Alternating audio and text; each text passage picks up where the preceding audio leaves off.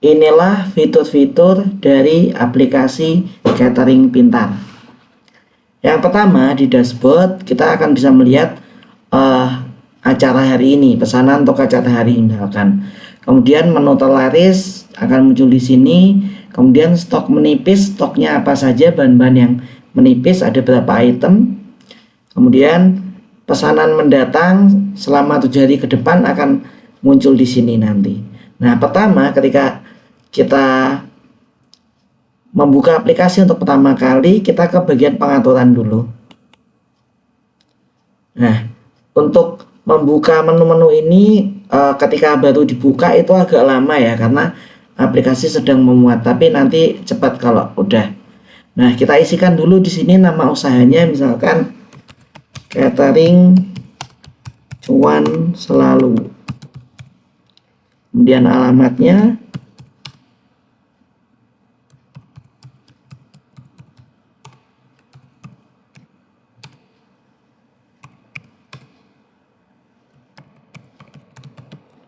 Kemudian nomor teleponnya. Kemudian emailnya.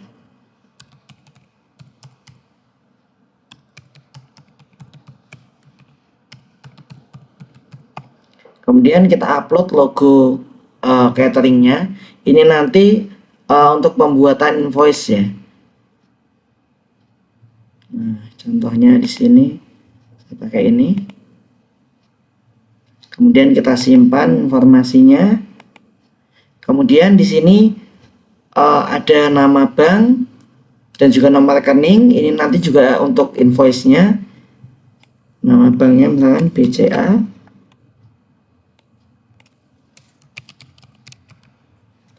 Atas nama.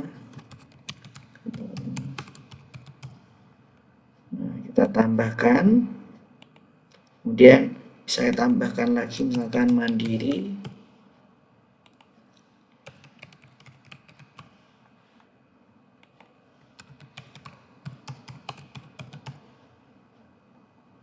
Tambahkan. Ini saya tambahkan lagi misalkan BRI.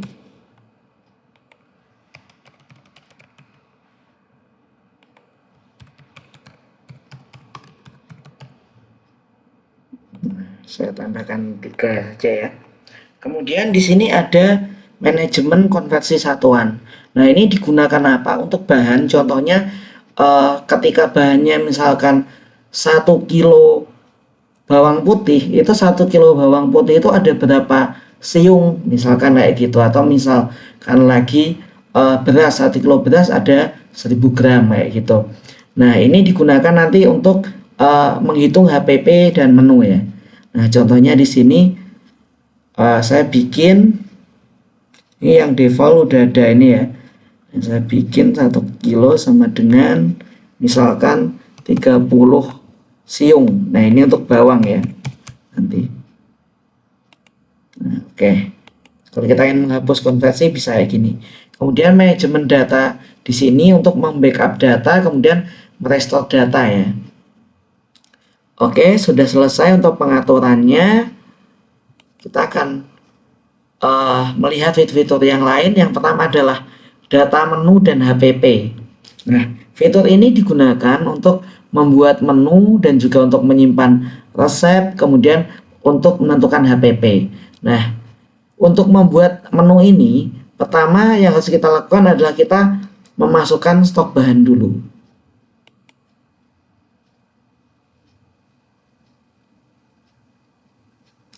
Nah, kita stok bahan dulu, misalkan di sini bahannya minyak goreng. Satuannya apa? Liter. Kemudian jumlah stoknya misalkan 10 liter. Harganya misalkan 23.000. Kemudian stok minimum itu nanti kalau dia sudah kepakai, maka stoknya akan otomatis berkurang, dan ketika kita setting stok minimum nanti akan muncul di dashboard bahan apa saja yang akan habis itu. Jadi bisa buat pengingat untuk belanja lagi. Misalkan dibuat 5. Tambahkan. minyak goreng, dan misalkan ayam satuannya kilogram, jumlah stok misalkan 20, ke satuan 35.000 misalkan. Batas stoknya misalkan saya buat 10, tambah. Nah, kemudian beras satuan stoknya kilogram, jumlah stok misalkan 20, harga beli beras misalkan 8.500 ya, batas stok minimum misalkan 15. Oke, nah ini kalau misalkan kita mau update setelah belanja kayak gitu, ternyata stoknya nambah nih, tinggal kita klik kayak gini kemudian diupdate aja. Nah sorry, ini kemudian diupdate, misalkan stok ayamnya diganti 25 gitu.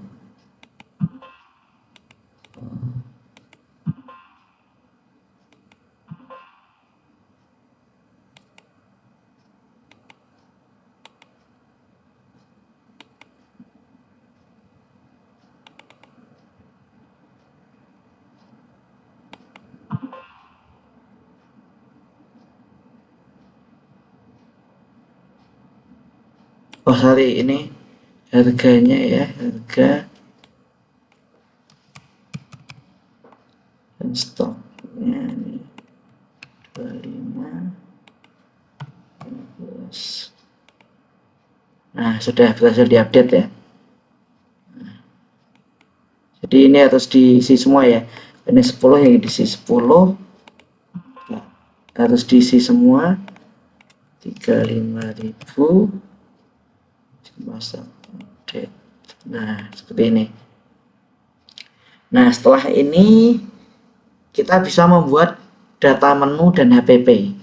Nah misalkan menunya apa, misalkan nasi ayam, harga jualnya kita jual misalkan 27.000, tenaga kerjanya dihitung misalkan 1.000, biaya operasional 1.500, kita tambahkan di sini. Kemudian ini untuk bahannya, untuk membuat nasi ayam itu butuh bahan apa aja untuk satu porsi, misalkan butuhnya ayam, jumlahnya berapa, karena tadi kan satuannya kilo, berarti misalkan 0,2 kilo gitu ya, gram. Tambah, ini harga secara otomatis akan diupdate ya. Kemudian butuh apa lagi, misalkan butuhnya beras, berasnya untuk satu porsi berapa, 0,2 kilo juga coba.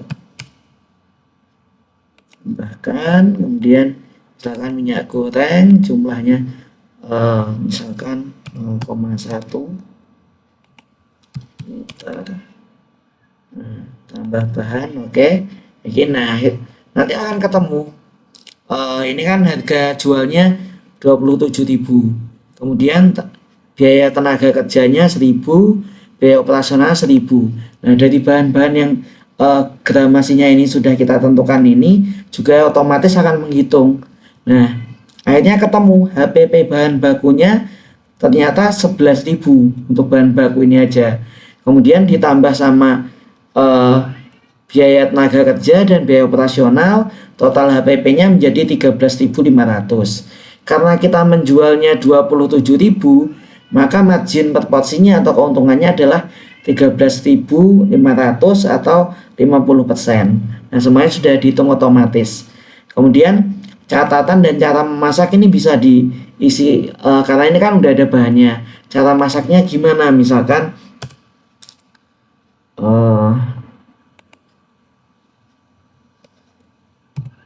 misalkan goreng ayam DLL itu aja ya. Oke, masih ditambahkan. Nah,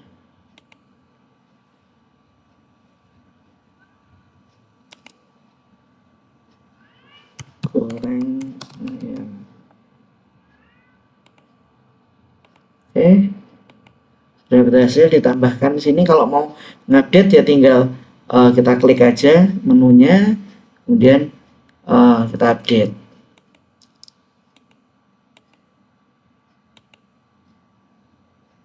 Kemudian kalau mau menambahkan tinggal tambah aja, misalkan nasi putih, harga jualnya misalkan 7.000. Ini kita buat sama aja. Kemudian untuk tambah ya, nasi putih. Nah, bahannya apa? Beras, misalkan 0,1 untuk 1 porsi, kilo tambah. Oke, kita update. Nah, nasi putih ini tadi salah ya, kita update ya. Misalkan masak nasi gitu aja deh. Oke, kita update. Oke, nah sudah. Tadi kan HPP bahan bakunya ternyata kalau 0,1 hanya beras saja itu 850. Kemudian ada biaya tenaga kerja, biaya operasional, ketemu HPP-nya, dan juga ketemu marginnya segini. Oke, selanjutnya tadi stok bahan sudah. Nah, ini adalah kalkulator bahan. Kalkulator bahan itu digunakan apa? Digunakan untuk menghitung kebutuhan. Nah, contohnya tadi kan kita menunya misalkan nasi ayam. Kalau 1 porsi, misalkan ada pesanan 20 porsi. Nah, kita tambahkan ke daftar dulu, kita hitung. Nah, untuk menghasilkan nasi ayam 20 porsi, yang dibutuhkan adalah ayam misalkan ini 4 kilo, berasnya 4 kilo, minyak gorengnya 2 liter. Ini mengambil data dari menu yang sudah kita bikin. Nah, misalkan kita mau tambah lagi nasi putihnya. Nasi putihnya jumlah porsinya berapa? 10 misalkan. Tambahkan ke daftar. Kita hitung nih ya. Nah, berasnya udah berubah ya. Tadi 4 kilo, sekarang 5 kilo. Nah, seperti itu. Jadi nanti kita bisa lihat kebutuhannya sekian kayak gitu kalau ada orderan. Kemudian daftar belanja. Nah, daftar belanja ini kalau sudah ada pesanan dan barangnya stoknya menipis ya, itu akan otomatis nanti tinggal tanggalnya aja. Kemudian catat pesanan.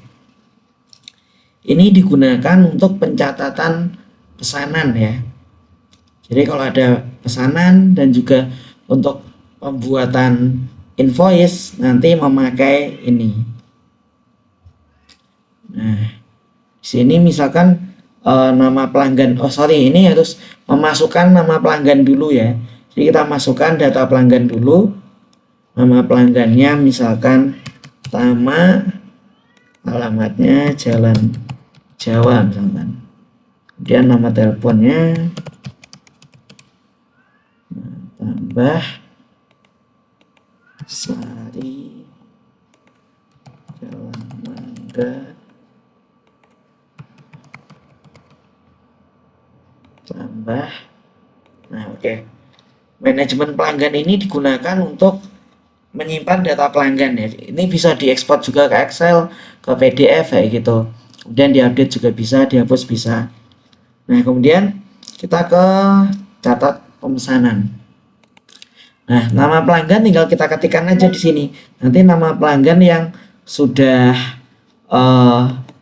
kita simpan akan muncul. Misalkan tadi Tama. Nah, muncul di sini. Acaranya tanggal berapa, pesanannya untuk tanggal berapa.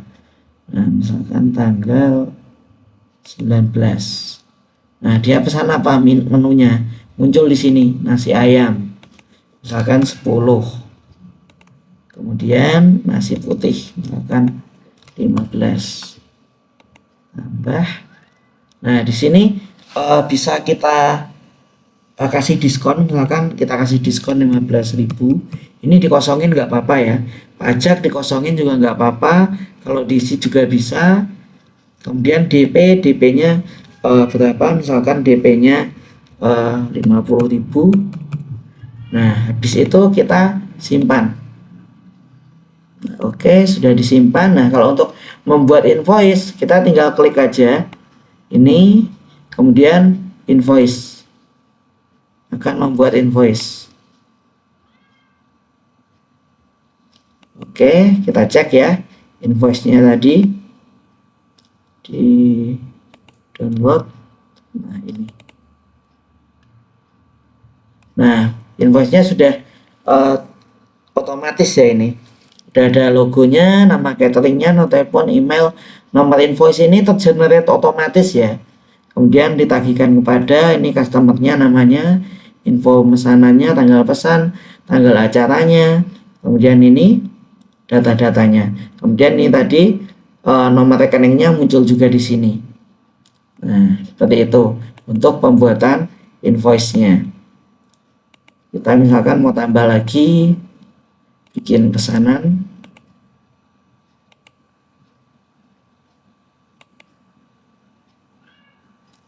Nama pesanannya ini customer kedua, Sari. Nah, misalkan ini untuk tanggal 17, menunya nasi ayam aja, misalkan 35. Nah, dan dikasih diskon misalkan 100.000. Pajaknya nggak usah. Kemudian ini misalkan DP-nya 200.000. Ya, kita simpan ya. Nah, seperti itu. Nah, nanti kalau ini kan status pemesanannya baru semua ya. Nah, kalau kita mau ubah gimana?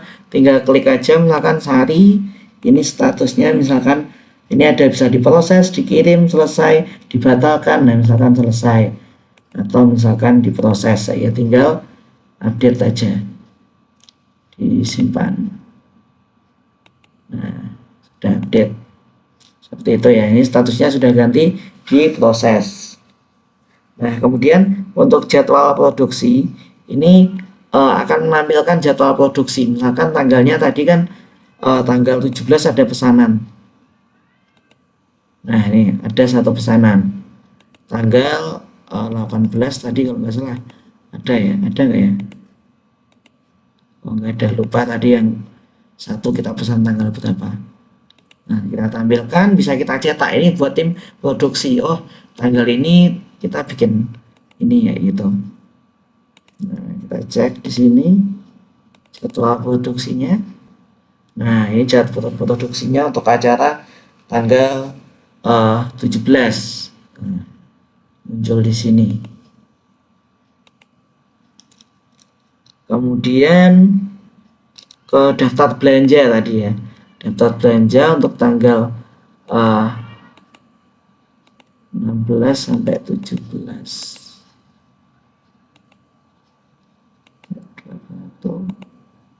Nah, ini dibutuhkan berasnya ada 10,5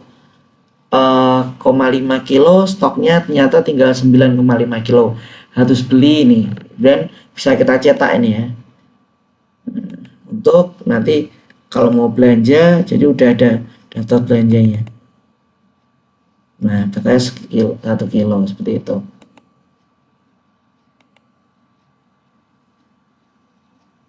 Kemudian kita coba cek ke dashboard ya. Nah, acara hari ini nggak ada acara, menurut Laris belum ada, satu stok menipis ada satu item. Bisa kita cek berarti di stok bahan.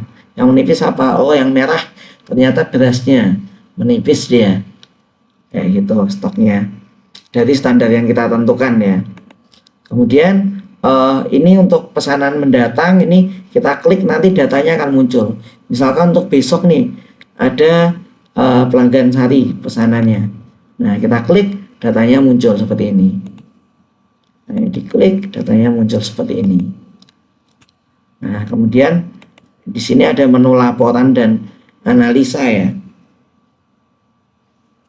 Ini laporan dan analisa menu terlaris omset itu kalau statusnya sudah selesai, karena belum ada pesanan yang selesai maka belum muncul di sini. Nah, kita cek di catatan pesanan kita buat selesai ya. Catatan pesanan kita buat yang sehari ini selesai, simpan. Oke, kita cek di laporan dan analisa.